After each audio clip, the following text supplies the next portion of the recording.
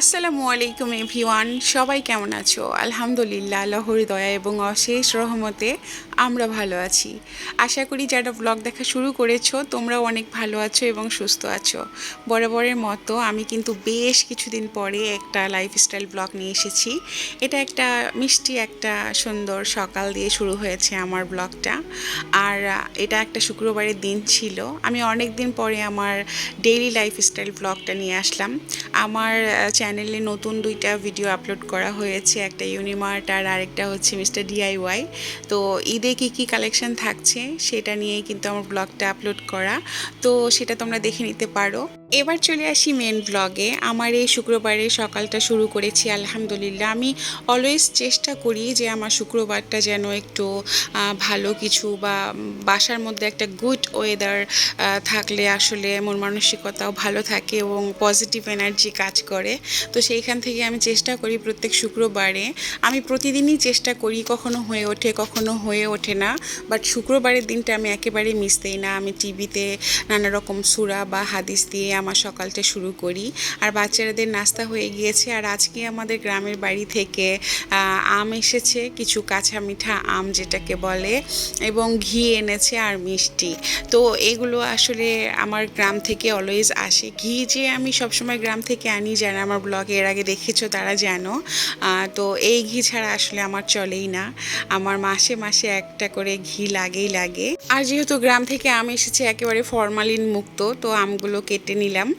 যদিও আসলে ওইভাবে এতটা আম পাকা শুরু হয়নি, যতটুকু পেকেছিল ততটুকুই আসলে পাঠানো হয়েছে আমার জন্য। তো যাই হোক, আলহামদুলিল্লাহ, গাছের আম খেতে কার না ভালো লাগে। তো সামনে কিন্তু ঈদ আর মাত্র কয়েকটা দিন বাকি। আমরা গৃহিণীরা কিন্তু নানা রকম কাজে এখন ব্যস্ত হয়ে পড়েছি। আর আমার সংসারে এমন একটা বিপদ, সেটা হচ্ছে যে আমার ডিপ ফ্রিজ। তো সেটাকে নিয়ে আসলে আগে যুদ্ধটা শুরু করেছি, যে এই যুদ্ধটা পার করলে অন্য সম্পূর্ণ কাজগুলো আমি নির্দ্বিধায় করতে পারবো। কেন আমি এটাকে যুদ্ধ বলছি? অ্যাকচুয়ালি আমার ডিপ ফ্রিজটা হচ্ছে যে অনেক অনেক অনেক আইস জমে যায়, যার কারণে আমাকে অনেক কষ্ট পোহাতে হয়। মাসে 2বার করে আমার ডিপ ফ্রিজ ক্লিন করতে হয়। তো সেইখান থেকে ভাবলাম যে না, এইবার একটা অন্তত মিস্ত্রি দেখাতেই হবে। আর আমার কাজের আপা কী করছিল, আইসগুলো ভাঙছিল না।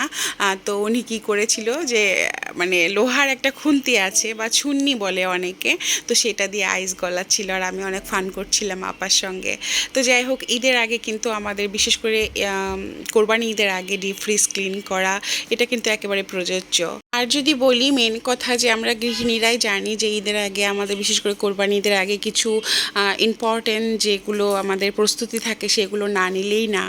আর তাছাড়া যেহেতু কোরবানি ঈদ, এই ঈদে একটু মাংসকে নিয়ে প্রিপারেশনটা আমাদের বেশি থাকে। তো সেইখান থেকে মশলা বলো, নানা রকম নানা পদের মশলা, প্লাস হচ্ছে যে ডিপ ফ্রিজ ক্লিন করা, নর্মাল ফ্রিজ ক্লিন করা, ইভেন তো বাসা তো আছেই, বাসার সব কিছু ডিপ ক্লিন করাও কিন্তু অনেক একটা সময়ের বিষয়। এই জন্য আমি একদিনে তো কোনোভাবেই প্রেশার নেওয়া যাবে না। এই জন্য ডে বাই ডে আমি একটা একটা করে আমার কাজগুলোকে সমাধান করছি। আর এইদিকে হচ্ছে যে ডিপ ফ্রিজ ক্লিন করা হয়ে গিয়েছে আলহামদুলিল্লাহ।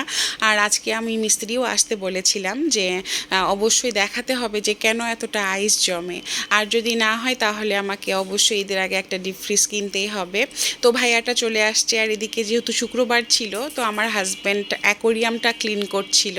ওই যে বললাম, ঈদের আগে আসলে অ্যাকোরিয়ামটাও যদি ক্লিন না থাকে, বাসার সৌন্দর্যটাই আমার নষ্ট হয়ে যায়। That's why. আর ছুটির দিন ছিল, সেইখানে আমার হাজব্যান্ডও কাজে লেগে পড়েছে। অ্যাকচুয়ালি বাসা সবাই না, ছোট ছোট করে কাজ করছিলাম আমরা, একে অপরের সাহায্য হচ্ছিল এবং আমাদের কাজগুলো শেষ হচ্ছিল।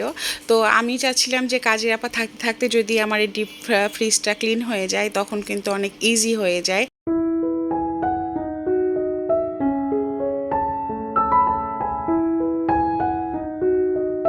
ছোট একটা অ্যাকোরিয়াম হলে কিন্তু আমি নিজেই করতে পারি, বাট যেখানে এত বড় একটা অ্যাকোরিয়াম, আমার হাজব্যান্ডের আসলে হেল্প নিতেই হয় আমাকে। আর তাছাড়া এই অ্যাকোরিয়ামটাও আর বেশি দিন আমার বাসায় রাখবো না, এটাকে চেঞ্জ করে ফেলবো। আর এদিকে এই যে পর্দাগুলো কিন্তু ওয়াশ করতে দেওয়া হয়েছে। গরমকালের সবচেয়ে বড় একটা বিষয় যেটা হচ্ছে যে কখন কোন মুহূর্তে একেবারে অন্ধকার নেমে আসে, ঝড় বৃষ্টি শুরু হয়ে যায়, এটা কিন্তু একেবারে বলা যায় না। তো মানে নামাজের একটু আগেও কিন্তু একেবারে চারিদিকে অন্ধকার হয়ে গিয়েছে। আর আজকের দুপুরের রান্নাটা ছিল হচ্ছে যে খিচুড়ি, মাংস আর হচ্ছে তেলাপিয়া মাছ ভাজা। এইটাই আমাদের জন্য ছিল, যদিও প্ল্যান ছিল না যে একেবারে খিচুড়িই করব, এটা মাস্ট প্ল্যান ছিল না।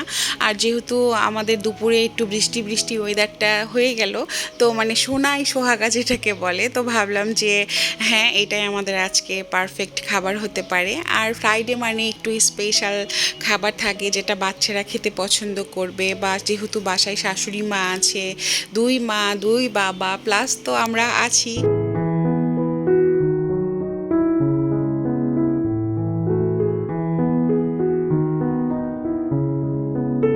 আমার কাছে মনে হয় শুধু আমাদের বাসায় না, প্রত্যেকটা বাঙালির ঘরে ঘরে শুক্রবার মানে সবাই আমরা একটু চেষ্টা করি যাতে একটু ভালো খাবার খাওয়া যায়। নিত্যদিন ধরো একটু অন্যরকম আয়োজনটা থাকে রান্নার দিকে, আর শুক্রবারটা আসলে কিন্তু একটু ভিন্ন আয়োজন থাকে।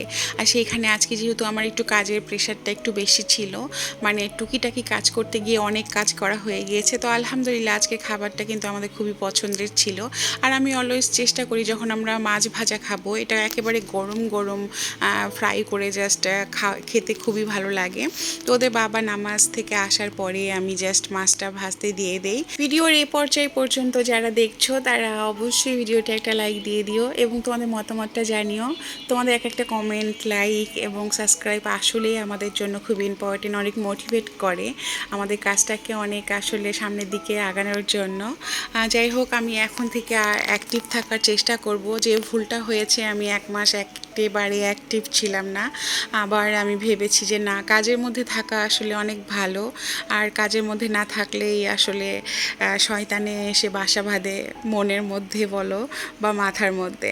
শুধু যে ভ্লগ করা একটা কাজ তা কিন্তু একেবারে না, কাজ কিন্তু অনেক মাধ্যমেই হতে পারে। কাজের মধ্যে থাকলেই কিন্তু একটা মানুষ আসলেই ভালো থাকে, এটা আমি দেখেছি, অনেক পরীক্ষিত আমার নিজের পার্সোনাল লাইফ সম্পর্কে। তো যাই হোক, ওদের বাবা নামাজ থেকে আসার পথে আবার লিচু এনেছে।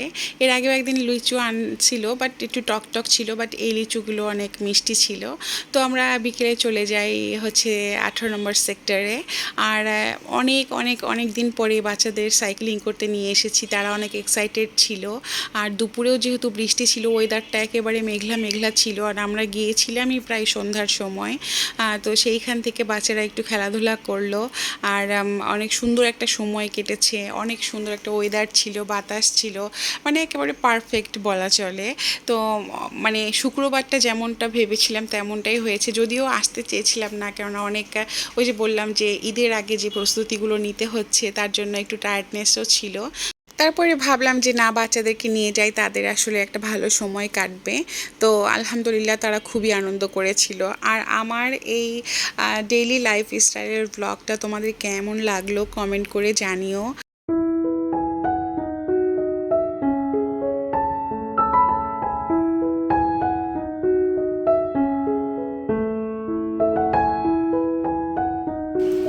মাশাআল্লাহ, বৃষ্টি দেখো।